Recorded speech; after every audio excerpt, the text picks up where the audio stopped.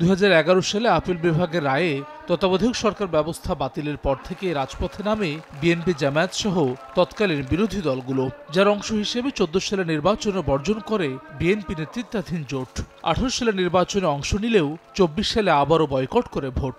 একই সঙ্গে রাজপথে তত্ত্বাবধায়ক সরকারের অধীনে নির্বাচনের দাবিতে সোচ্চার ছিল দলগুলো। সেই নির্বাচনটা হতে হবে নিরপেক্ষ সরকারের অধীনে। অবশেষে ফিরল কাঙ্ক্ষিত সেই তত্ত্বাবধায়ক ব্যবস্থা। আওয়ামী লীগ সরকারের আমলে সংবিধানের ত্রয়োদশ সংশোধনী বাতিলের রায় অবৈধ ঘোষণা করে নির্বাচনকালীন নির্দলীয় তত্ত্বাবধায়ক সরকার ব্যবস্থা পুনর্বহালের সিদ্ধান্ত দিয়েছে সর্বোচ্চ আদালত। এর মধ্য দিয়ে সংবিধানে স্বয়ংক্রিয়ভাবে তত্ত্বাবধায়ক সরকার ব্যবস্থা ফিরলেও আসন্ন ত্রয়োদশ জাতীয় সংসদ নির্বাচন হবে অন্তর্বর্তী সরকারের অধীনেই। তত্ত্বাবধায়ক সরকার ব্যবস্থা কার্যকর হবে চতুর্দশ জাতীয় সংসদ নির্বাচন থেকে।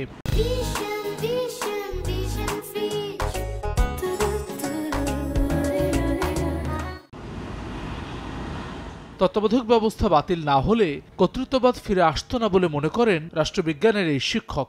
তবে কাঠামো টেকসই না হলে তত্ত্বাবধায়ক ব্যবস্থাও ফ্যাসিবাদী রূপ নিতে পারে এমন শঙ্কা তার। তত্ত্বাবধায়ক সরকার ব্যবস্থা যদি আপনি বাতিল না করতেন, হয়তোবা ফ্যাসিবাদ কর্তৃত্ববাদ বাংলাদেশে ফিরে আসতো না। এই রায়ের মাধ্যমে মানুষের আস্থা ফিরে আসবে। কিন্তু আমার কাছে মনে হচ্ছে যদি আপনি তত্ত্বাবধায়ক সরকার ব্যবস্থাকে টেকসই করতে চান, তাহলে আপনি এমন একটা কাঠামো তৈরি করতে হবে আপনাকে, যে কাঠামোটা আর কখনো নিজেও কর্তৃত্ববাদ বা ফ্যাসিবাদকে ফিরিয়ে না আসে। সুপ্রিম কোর্টের এই জ্যেষ্ঠ আইনজীবীর মতে গণতন্ত্রকে এগিয়ে নিতে তত্ত্বাবধায়ক ব্যবস্থা বাংলাদেশে সফল হয়েছে।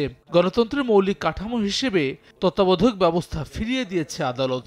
নির্দলীয় তত্ত্বাবধায়ক সরকার ব্যবস্থা সংবিধানে অন্তর্ভুক্ত হওয়া এবং তার অধীনে নির্বাচন হওয়াতে মানুষের ভোটাধিকার সুনিশ্চিত হয়েছিল। সুতরাং মানুষের কাছে এটা প্রমাণিত হয়েছে যে গণতন্ত্রকে এগিয়ে নেওয়ার জন্য নির্দলীয় তত্ত্বাবধায়ক সরকার ব্যবস্থা একটা সঠিক একটা মেকানিজম, যেটা বাংলাদেশে কাজ করেছে। আদালতের কাছে মূল বিবেচ্য বিষয় হচ্ছে আমাদের সাংবিধানিক মৌলিক কাঠামো কিনা নির্দলীয় তত্ত্বাবধায়ক সরকার ব্যবস্থা, যেটা আমরা আর্গুমেন্ট করেছি যে হ্যাঁ, এটা মৌলিক কাঠামো গণতন্ত্রের স্বার্থে এবং আমাদের দেশের মানুষের ভোটাধিকারের স্বার্থে।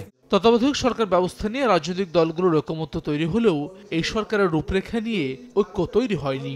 জুলাই জাতীয় সনদে তত্ত্বাবধায়ক সরকারের গঠন প্রক্রিয়ার কিছু অংশে নোট অফ ডিসেন্ট আছে বেশ কিছু রাজনৈতিক দলের। রাষ্ট্রের সংস্কার। হাসান ওয়ালি, সময় সংবাদ, ঢাকা।